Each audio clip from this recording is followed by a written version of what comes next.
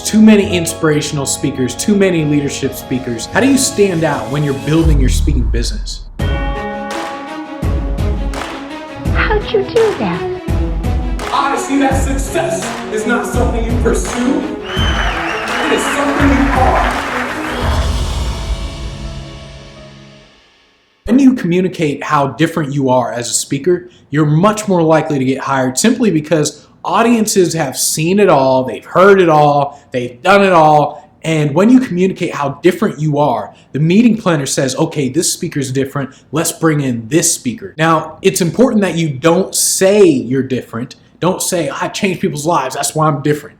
You want to actually prove it.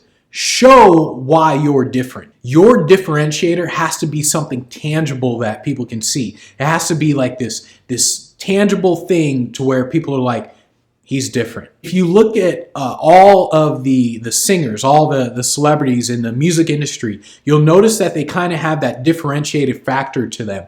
They all kind of represent something different. 50 Cent represents the gangster rap type thing. Well, at least he used to. Well, probably still kind of. Beyonce represents the strong woman. Michael Jackson, just freaking showstopper status. Justin Bieber. Yes, right, I'm talking about Justin Bieber. He represents the younger kids. Taylor Swift. She represents that authenticity. That differentiator should be very clear to other people. Well, a simple way is, obviously you can be funny.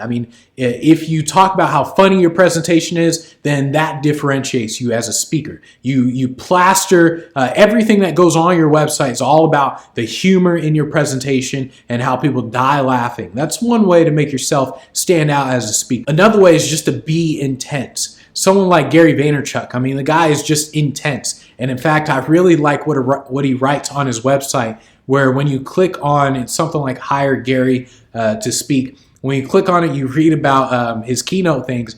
He says something like, the very start of it says something like, I will ruin keynote speeches for you. Basically, when it comes to differentiating yourself, you want to think in terms of, what can I do that very few people can do? Do you have some sort of skill, a physical skill? Like maybe you can sing, maybe you can juggle. What types of skills do you have? Maybe you can play poker. If I was a poker player and I was like a leadership speaker, I would brand myself as the poker player leadership speaker. I'll talk about how leadership is like poker, and my entire presentation would have poker chips, and it would have money, and it would have poker cards and cards. But my entire presentation, everything on the site would be, it would demonstrate that yes, I'm a poker player, and I demonstrate the similarities between leadership as well. You can also think in terms of creating a compelling character. I remember seeing a magician a while ago,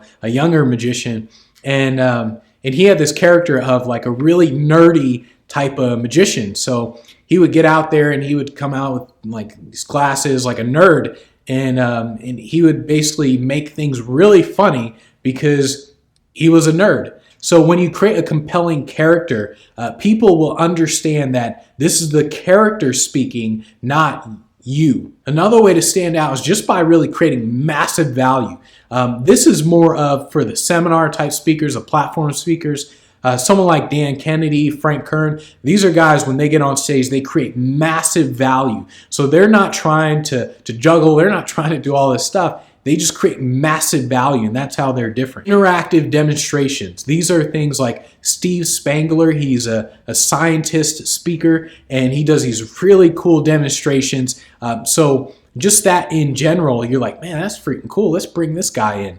So interactive demonstrations really make you stand out. Most of the time, your personality is a starting point of the differentiator, and then you just exaggerate that part. The more you can differentiate yourself from other speakers, the more likely you're going to get hired, and you can actually charge more simply because they don't know what to compare you to. And a way to figure out how you're different is to listen very closely to people after you present.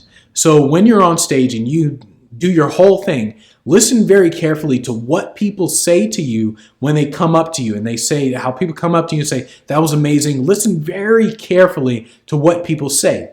They might say things like, man, the story that you told, it got me.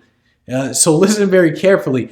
People say things like, "Man, I mean, that was so fun. I mean, it was so engaging, so interactive. We weren't just sitting down." People will say things like that. Listen very closely, and then that's going to be your differentiator. If people are constantly talking about how interactive your presentation is and how fun it was, or if they're constantly talking about how hilarious you are as a speaker, that's your differentiator. That's what you want to use. So sit down and think about how to position yourself as being different than other speakers. Not what you say, but something tangible that people can see. Something that people say, yeah, that speaker is very different. I mean, that speaker's very funny. Oh, that speaker he does mind reading.